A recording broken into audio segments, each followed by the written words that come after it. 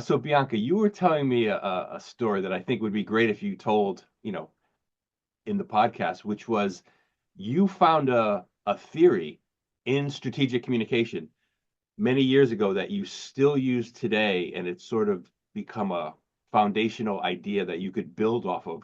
And I think that's awesome because I think we're all looking for that, in our respective fields.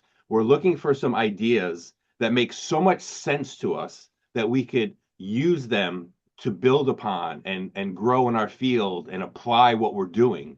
So could you tell us that story about a theory that you learned earlier in your career in strategic communication and how it's still very relevant today and how you use it?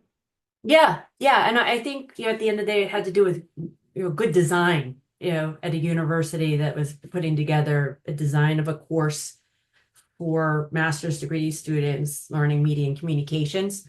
So, to me, it's like a funny story to think back on because we were at the finals for what I was learning, and I remember I had to study for media for it was theories and concepts course, and like a group of students got together. And we were like, okay, you chunk out this and learn this, you chunk out this, and you chunk out that. And I had this friend named Arturo. And when we all got together and we're sharing our ideas to kind of like get ready for this exam, I realized Arturo knew everything and I knew very little. And I said, I am not going to do well on this exam compared to Arturo. And if this is the litmus, I have got to be careful about how I study. So I focused on this one theorist that we'd spent a lot of time in the course of the master's degree talking about, Jürgen Habermas. I don't even know if they do Jürgen Habermas anymore. He's very, very European. He's German. It's like the chunkiest language ever.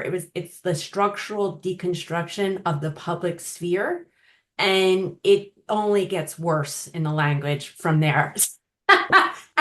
And it's like talking about 1600s and 1700s salons in Europe, which it just sounds so off in the year 2024.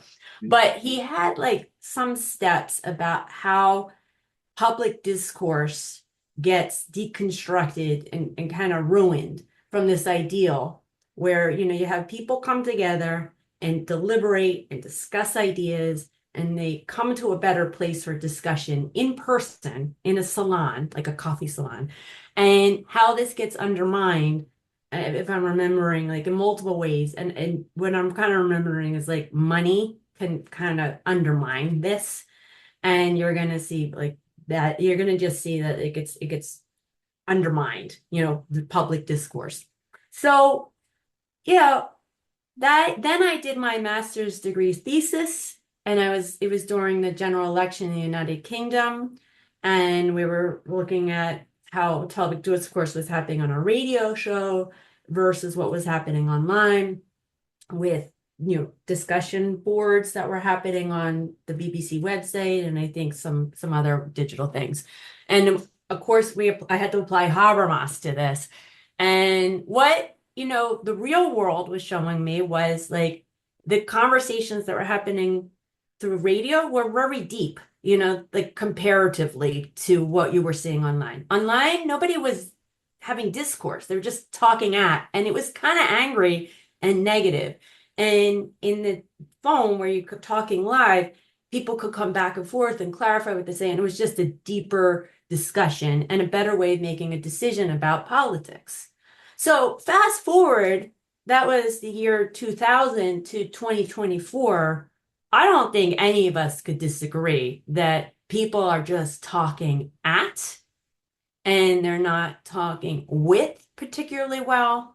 And there seems to be a large money component to this, as well as many other, complicating factors. The theory is right in some levels. Like it's right, it still sticks with me. It's important for us to understand this. The theory is being proven in the real world, and it matters for political discourse. So that's just one type of theory that it is important, particularly if you're in like this world of political communications that you want to tag to. And there can be many, many different theories that I think in communications you can apply to help you understand your world and have longevity in how you analyze it and ultimately come up with solutions and good ideas. So that's my story about theory and practice. That's a great story. And maybe just to add, oh, as thinking about it while you're talking, I was thinking, maybe in 2024,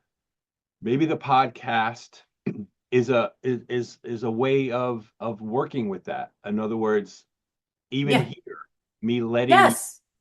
discuss or explain your thoughts long form, however you want, without interruption, uh, is a step toward going back to that when people had the ability to get their Yeah. thoughts out and think and not be interrupted and not have not fighting with each other. But so hopefully the podcast, like radio, is a way that people could get their thoughts out clearly and concisely. So I mean, I think that's very elucidating. I think you're right. The salon, the idea is facilitated better by a podcast than it is by in having these tit for tat conversations that are written online and that are manipulated more online. And you don't have the ability to prove yourself through discussion in the same way.